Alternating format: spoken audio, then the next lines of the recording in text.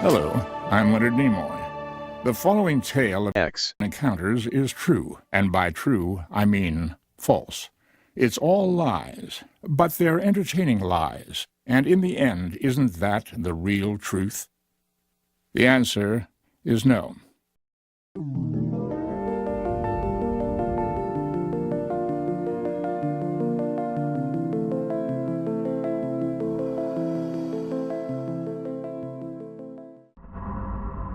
I think I've made a mistake, giving into ex-schizo lore and plebic creepypastas, and I actually discovered something unsettling. I'm not sure I would classify this as paranormal, since I'm sure there is a scientific explanation for this phenomenon somewhere, but it has me shaken anyway. Essentially, after being so piss-tired of the liminal spaces spam and Redditor backrooms posts on here, I decided I'd actually try hanging out in a place that makes me feel unsettled. Why? Just for fun, to renew the novelty of the idea for myself. Now, the concept of these spaces is simple. Everyone knows all about that unsettling feeling you get in those places. Building hallways, empty shopping malls, empty indoor swimming pools after closing. Since that's the basis for so much creepy shit on X and Reddit and YouTube and etc., that's the point. You're in a transitionary place, you feel unsettled, and so you leave. Incredible. I don't know anyone who hasn't felt that way before, but not many people actually stay in those places for long periods of time. At most, you linger for a few minutes, or a bit longer if you're brave. I wasn't able to find any stories about people who actually stuck around in a creepy hallway, or in an empty staircase, to bask in the feeling overnight. So, I decided to do it myself. I live in a pretty small town and about 10 minutes away from my house. There's a little wilderness park, and at the far end of the park, there's an indoor public bathroom. It's a quaint concrete building with a staircase that leads underground. Don't ask why. It's right at the edge of the woods. New graffiti doesn't appear there anymore, and crackheads just don't like the place for some reason. There's plenty of easier places for them to take shelter, I suppose. It's shitty, and it has that liminal space feeling, in the staircase, and especially at night. So, obviously, sitting on the staircase itself and just feeling that sensation is the perfect place to creep myself out for fun. You know when in one of those spaces, you get that feeling of being watched? That's a familiar feeling to many people I know. While I was there, the longer I stayed sitting on that staircase, the stronger the feeling was. As an experiment, I tried walking down the staircase and just hanging out in the creepy building itself, but the feeling of being watched lessened. I had to actually stay there, in the frame of the staircase, sitting on one of the stairs, for the heavier feeling to build up. The feeling of being watched really started to overpower everything, and somehow, don't ask how, I was able to fall asleep there, and that's when shit hit the fan. I woke up with the feeling still present. In fact, in the haze of waking up, I actually thought someone familiar was there in the place with me, until I came to my senses and remembered that I was alone. I couldn't convince myself to stay anymore. I was too spooked, so I got up and left. That was on Thursday. Now it's Sunday. Multiple things seem to be wrong with me ever since I did that. The first thing wrong is that I think I've broken my brain or developed some kind of schizophrenic delusional syndrome. That feeling of being watched seems to follow me now, much stronger than I've ever felt it in my life. Like, for instance, if I'm up getting a snack at night, on my way back to my room, I feel so strongly like there's somebody walking behind me, a presence that lives in the hallway. When I'm awake late in my room, I feel it coming from just outside my door, and it's not a mild feeling either. It's very intense. Now, I am familiar with creepy dreams and nightmares. I don't get them frequently, but they do happen. Now, I have a familiar dream I've often got ever since I was a child, where I'm just standing in a rather unfocused place, and I feel like someone is there with me. That's it. That's the common dream I get. It's not a menacing dream, it's always been quite comfortable whenever I've had it. Just vague and unspecific. I've always associated the presence with feeling like I was just hanging out with someone, or like it was a friend or a close family member. I'm so familiar with that dream, but for the first time in my life, it's been changed. It is the exact same dream. I'm standing in an unidentifiable place, and there's a presence with me. But this time, instead of an invisible presence, it's an actual human, a person standing directly in front of me and looking at me in the dream. It's been more lucid than it ever has been, but the feeling of calmness is gone.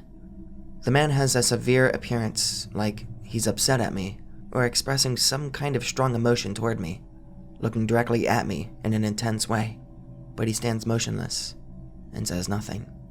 And my surroundings look a lot like the outdoor bathroom that I was standing in. Maybe someone here can describe for me what this means. Am I insane? Is it demonic possession? An ill omen? Why has this never happened to me until I decided to hang out somewhere that people don't normally hang out in? I woke up this morning with sleep paralysis, and it took a while to shake it off, and the feeling of being watched followed me for a few hours after I woke up. I can't stop looking over my shoulder, and I can't shake the sight of that man. For some reason, I find his energy so unsettling, even though it's just a regular looking guy. I can't describe the way his eyes make me feel. It's a certain look, and his presence feels too familiar.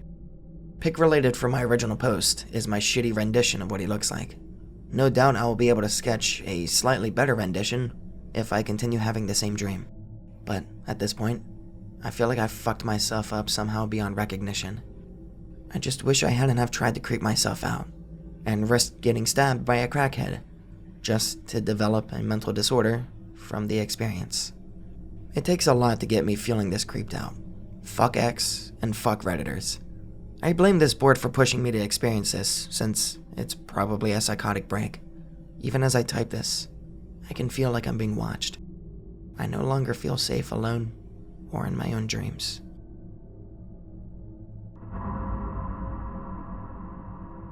During the first 3 years of my life, I lived full-time in a cult facility in a European country, before I ever met my host families in various countries.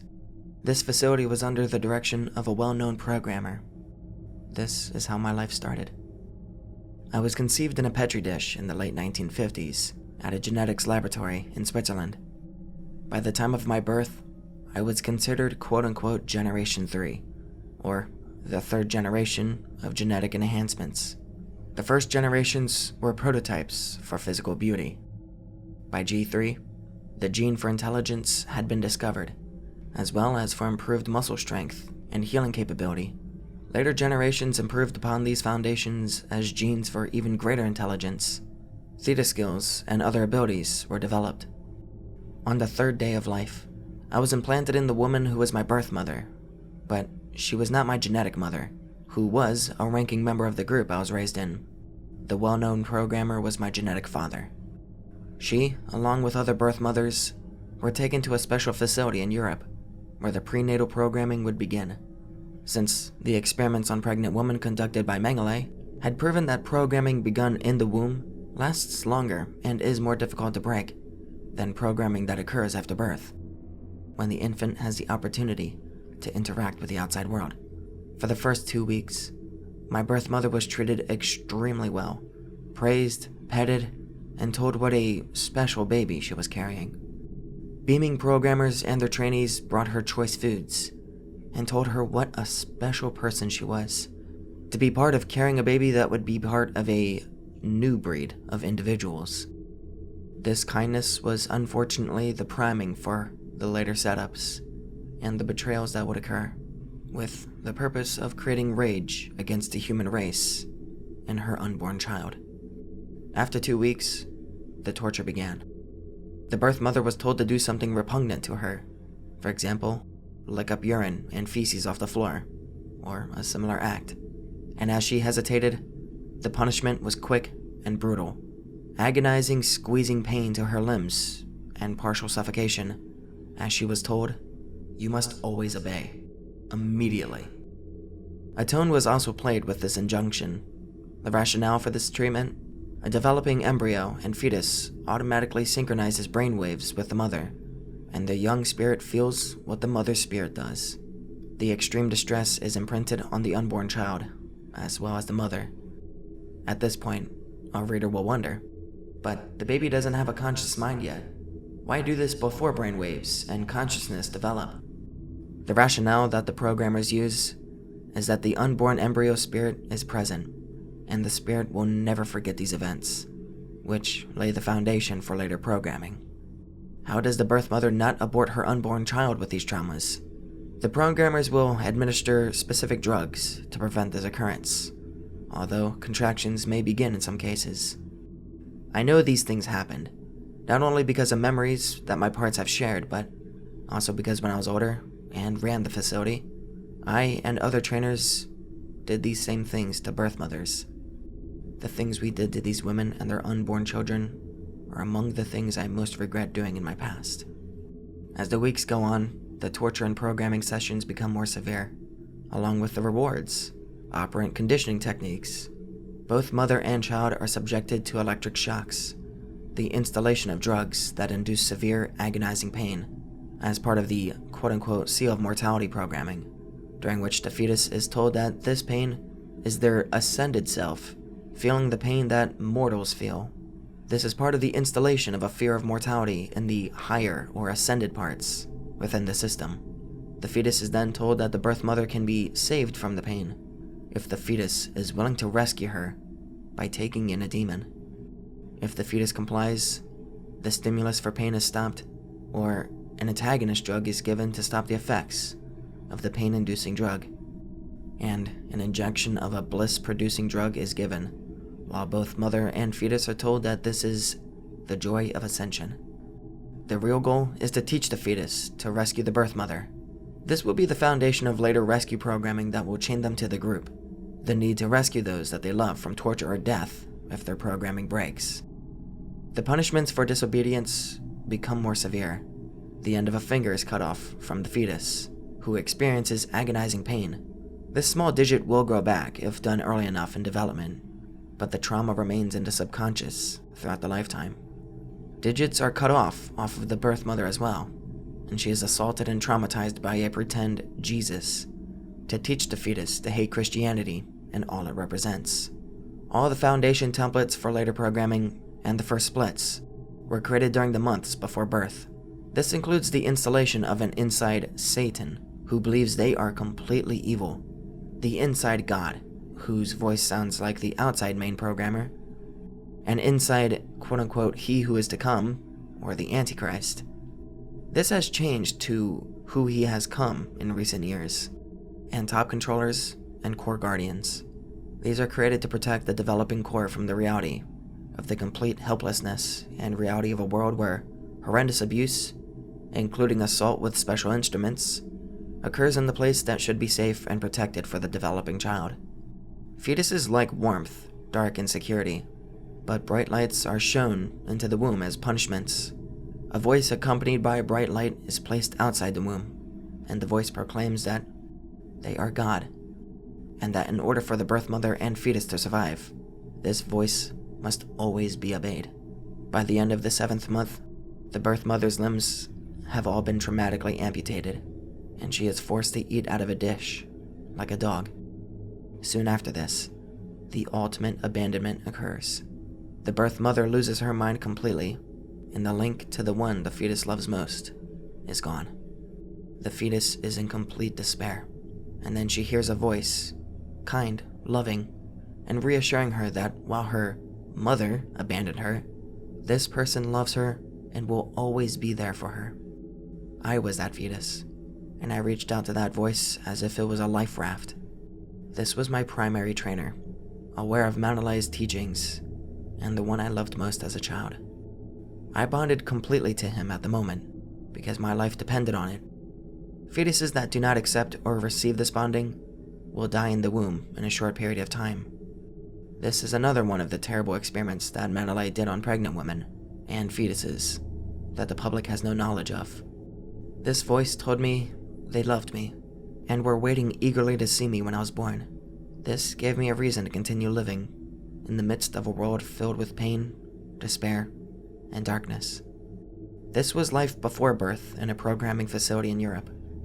Soon, I would be born, and the abuse, or training, as the name was given to it, would continue.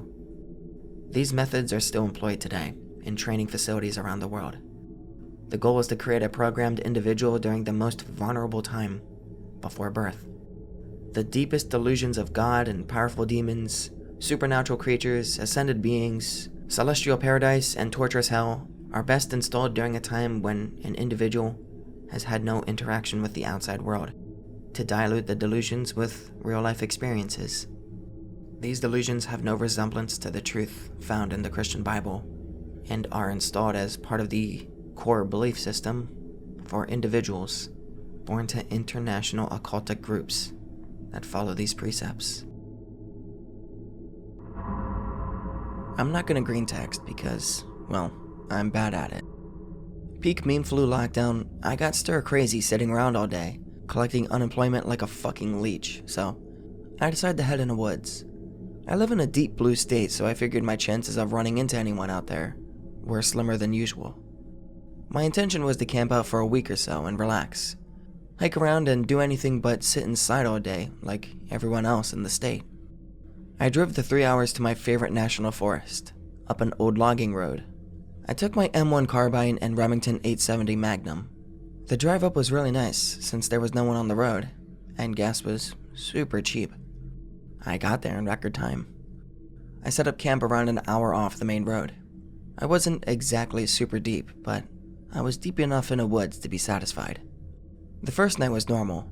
The second night I woke up at around 2 a.m. to silence, and then what sounded like a blood-curdling shriek, which then my rational brain told me was a mountain lion about 2 seconds later. It must have screamed before and woken me up. I listened intently for a few minutes, but I didn't hear it again, and fell back asleep. The next day was weird. The forest was silent. Previously, there had been birds singing, bugs chirping, wind in the trees, etc. Now, everything was just still and silent in the cold morning air. I just got some coffee started and tried not to think about it. Eventually, the day warmed up, and yet, the sound didn't return. I started to think that maybe that mountain lion was still in the area. Woods tend to go silent when there's a predator nearby. But that didn't explain the complete lack of wind. The air felt as stagnant as a hot car, except it was 40 degrees out. I decided to have a look around. I hadn't gone more than half a mile in any direction away from camp since I had gotten there. I threw on a jacket and my Ellis LBE I had rigged with M1 carbine mag pouches that kinda worked. I went in the direction I remember the noise coming from the previous night. Hiking cross country, the woods were silent the whole way. Hell, I didn't even hear any airplanes fly overhead, and this was a pretty high traffic area. I hiked across a largest clearing with scattered groups of trees when I noticed something odd. A couple of the pines were missing all of their limbs. They weren't charred from a wildfire, but looked as though they had been torn off. They stood around 20 yards apart, jutting skyward, almost like a gate. I thought it was weird, but I just chalked it up to loggers or something. When I crossed the gate, it was like a switch was flicked. I was suddenly hit with a wall of anxiety, the kind I hadn't felt since I was a teenager. I felt the adrenaline rush of someone being mugged. My knees threatened to buckle and I felt cold sweat run down the hollow of my back. I was shocked and confused at my reaction, but I took a moment to collect myself before advancing, unslinging my rifle and keeping it in the low ready, mostly to bring myself comfort. I wouldn't walk 30 more yards before coming across a deer carcass that had been absolutely eviscerated. It looked like it had been hit by a truck, then run over by a whole convoy, except it was in the middle of the forest, nowhere near a road. The area reeked of death. I decided it was time to head back to camp. I'd figured I'd confirm the presence of a cougar. A cougar. Okay, alright. I'd figured that I confirmed the presence of a cougar and considered moving camp. I made my way back to camp a little more quickly than I had left, scanning my surroundings, far more alert than before. I knew I was being irrational, but I couldn't help but feel a bit scared. Everything was adding up to spell something weird. First, the complete lack of noise that was still present, or rather not present. Then the trees, and then the strange anxiety. And now, the mutilated deer. I was creeped out. Something wasn't quite right. As I crested a ridge, I was greeted with a sight that sent a spike of adrenaline through my system. Another deer carcass, right where I had hiked through before. I was sure this wasn't here before. This one looked as bad as the last, with the sickening addition of one of its antlers speared through its eye socket. I decided right there that I would be cutting my trip short. I hauled ass back to camp, tore down everything as quickly as possible, made my way down the shitty logging roads as quickly as I could, without fucking my suspension up, and I left. I'm still not really sure what was going on there. I'm not gonna pull that bullshit you always see on here and say that I'm not a believer in the paranormal, because that's bullshit. I totally am. But I like to exhaust my rational explanations first. I really want to believe it was just a mountain lion, and I just didn't notice the second carcass somehow, but it just doesn't make sense. But would calling it a skinwalker be a reach? I've been on this board too long and read way too many nope threads, so am I just overthinking it? I guess I'll never know, but it hasn't stopped me from going back to that same forest to fuck around in the woods. Just never alone anymore. Dropped my mom off at her house the other day because her car's fucked. She has her work stuff with her. She steps out of the car and drops something. "What did you drop?" "Just a pen," she says. Hold up. Who the fuck said, "What did you drop?" I didn't say it, but I heard it. She heard it and thought I said it. I was thinking about that for the rest of the day. It was so audible that we both heard it, as if it was right next to us. My brain froze for a minute, and I reacted to it afterwards. Me and some buddies were camping in the woods, when a completely naked, hairless man walked out of the bush and sat down beside us. Completely nonchalant, like there was nothing more normal in the world. He looked pretty normal. Mid-50s, balding, some stubble. We really didn't know what to say. And then, a second one stepped out of the bush. A third, fourth, and fifth followed.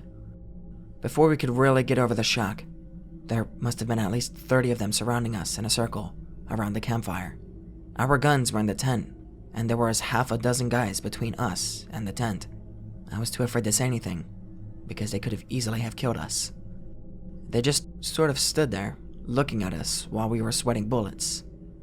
Then, one by one, they walked away back into the forest. We grabbed our guns, ran to our truck, and got the fuck out of there as fast as we possibly could. I've never posted in one of these, but last summer, I had a creepy thing happen, so I guess I'll tell. It's probably no big deal. Be in passenger seat of friend's truck, his girlfriend in back with her friend, making a long drive from Denver to a lake in the middle of nowhere, Nebraska. Women taking forever to be ready, so we leave about 5 to 6 p.m. The drive there was at least 5 hours, so it was dark for more than half the drive. Trip is unremarkable until we get into Nebraska. Everything looks creepy. Tons of deer that would jump out if you weren't paying attention. Getting tired. Bro's girlfriend's phone tells us to take a turn onto a dirt road. Seriously, middle of nowhere. Buddy and me, spooked, take out our pistols. Driving down this straight dirt road for miles. Seeing eyes as we go. Occasional deer. All of a sudden, on right side of road, a naked man is sprinting alongside road away from truck, outrunning us at 30 miles per hour. Can't describe it. All of a sudden, looks like he's flapping wings. Suddenly, it's an owl. Peels off and leaves us so puckered up, we're ripping up the seats. Story goes on a little bit from there, but that was basically the most spooky part. I would have thought I was hallucinating if my buddy hadn't seen the exact same thing.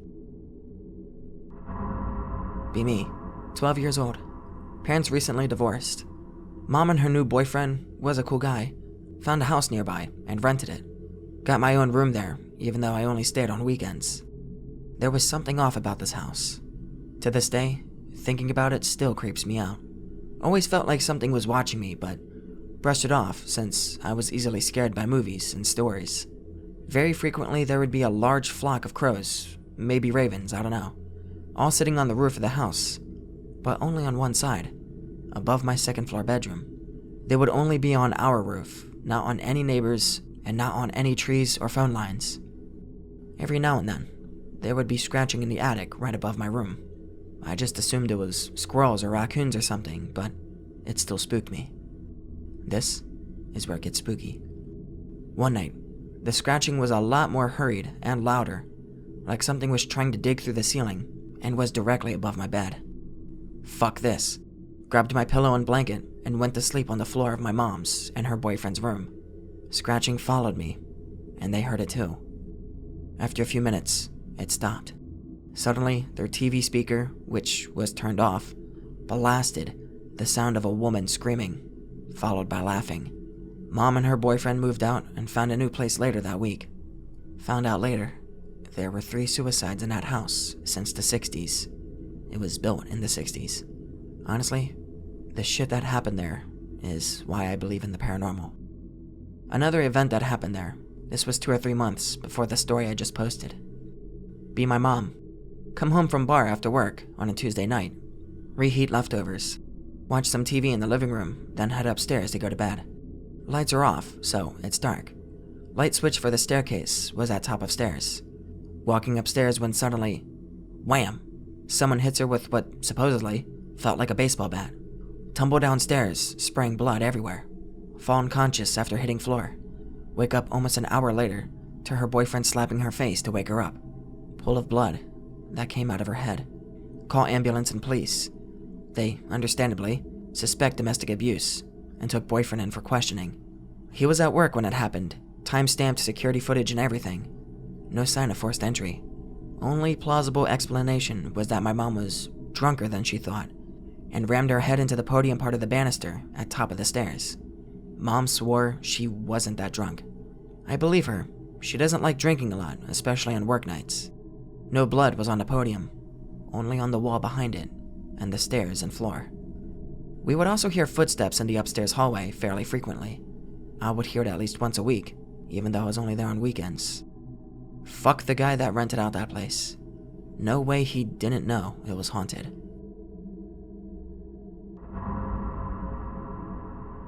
I've had a few ethereal tormentors along the way. When I was very little, a trio of faceless figures in black hooded robes would materialize in my bedroom and silently move in a procession from one side to the other. Sometimes, they would stop beside my bed and stand there watching me all night. In hindsight, they were probably some sort of shadow projected by the headlights of passing cars, but they seemed real enough at the time. They only bothered me in the first house I lived in, and I haven't seen them since I was about 7 years old. Later on, I was occasionally visited by a pale, thin, faintly luminous female figure with large black eyes. She was always naked, but rather indistinct and inhuman in appearance. Most often, she would linger near the window whispering softly, but at times, she would lie down against me in the bed and run her fingers along my throat.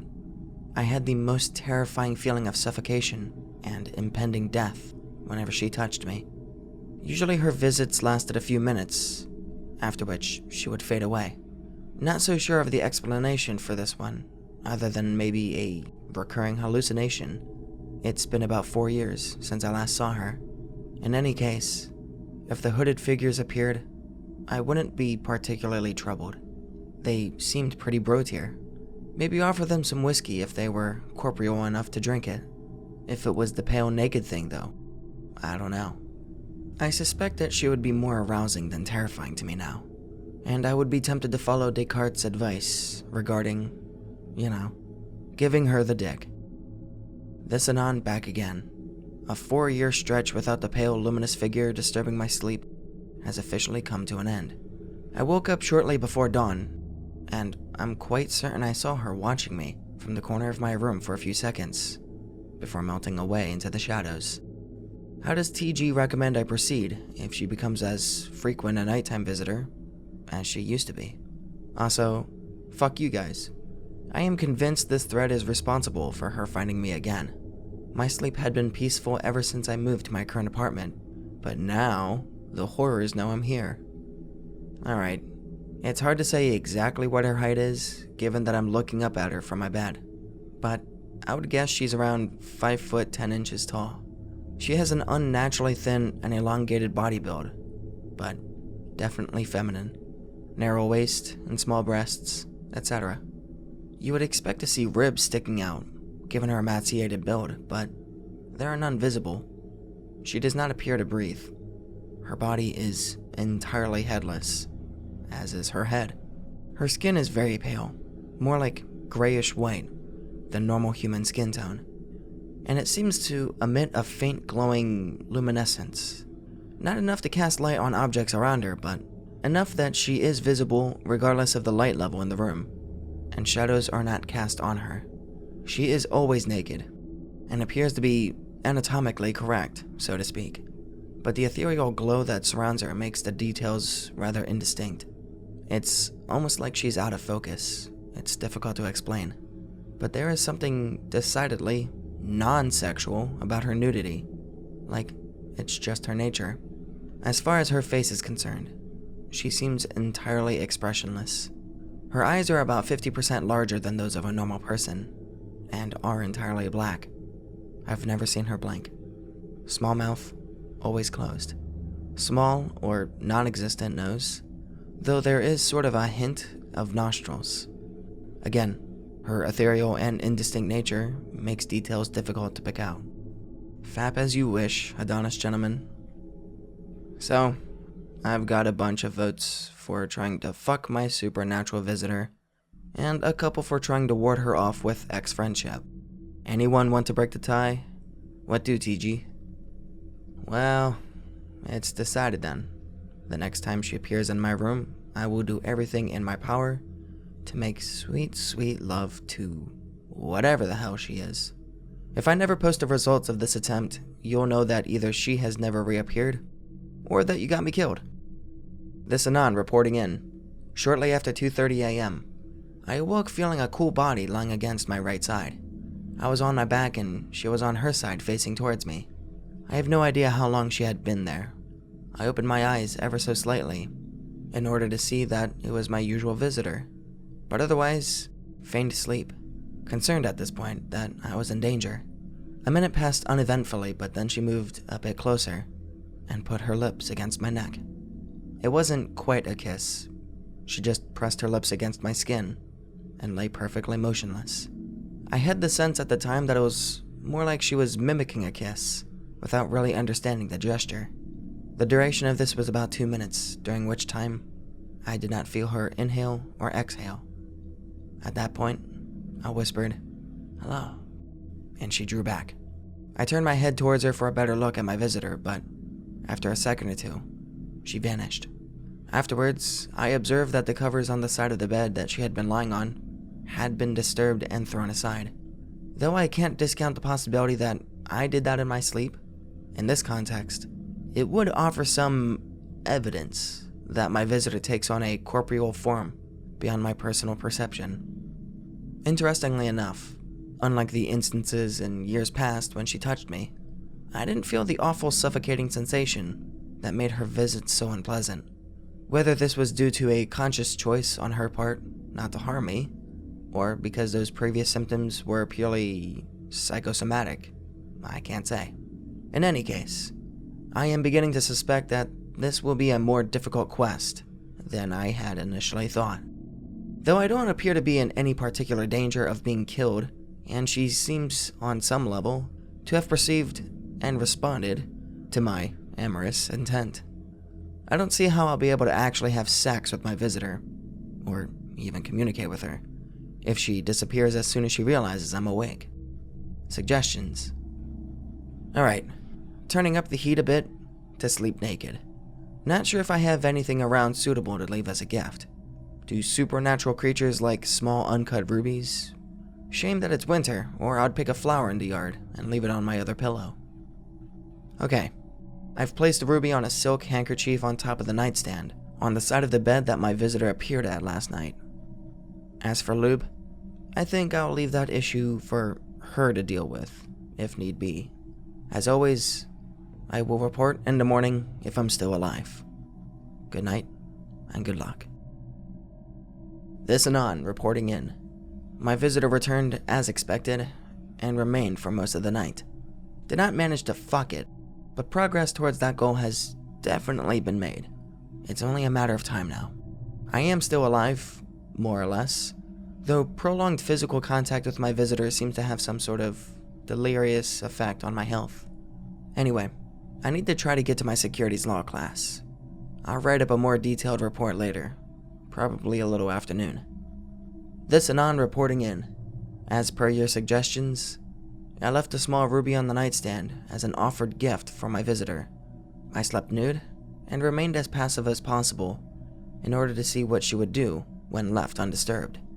At 1:47 a.m., I was awoken by the faint whispering sound that had often accompanied my visitor in the past. I looked towards the source of the noise and saw that it was, indeed, my pale visitor, standing a few feet to the right of the bed, staring at me. As far as I could tell, there were no words or even a discernible rhythm or pattern to the whispers, just a continuous stream of soft atonal sound. I glanced at the clock and went back to sleep. Sometime later, I awoke again to find my visitor lying to the right of me, facing me as she had the night before. Not sure of the time, as I could not easily see the clock and did not want to move. She had one arm across my body and was tracing a fingertip along the various bones of my torso: collarbone, sternum, hip bone, and so forth. Eventually, this gave way to a more general caress. Several times, her fingers briefly brushed over my penis, but she paid no particular attention to it. I got the general impression that her touch was more exploratory than sensual. A few minutes passed like this before she stopped moving and simply lay motionless at my side. Sometime thereafter, I drifted off to sleep once more. Later on, I awoke again to find her lying, more or less, on top of me. It felt as though some time had passed, but judging by the darkness of the room, it was still several hours before dawn. She was motionless, as usual, and had her lips pressed to the base of my neck. I will say at this point that sleeping in the nude was a most excellent idea. The sensation of her cool, lithe body stretched out full length against me was distinctly enjoyable, though it is worth noting that she had no observable heartbeat. Feeling increasingly cold, I pulled the covers in close around us, and out of curiosity, I placed my left arm across her back, hugging her against me. For a moment, I could feel my visitor tense, and I feared that she might vanish as she had before. But on the contrary, she relaxed and sort of writhed against me for a moment before resuming her habitual stillness. Unfortunately, the feeling of cold remained unrelieved. If anything, it seemed to grow worse.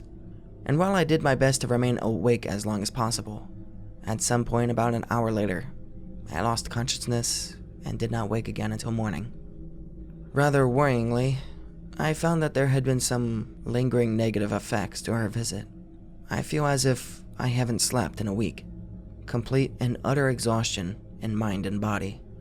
I could barely keep my eyes open in class. Hell, just breathing is tiring. And I have this persistent feeling of cold.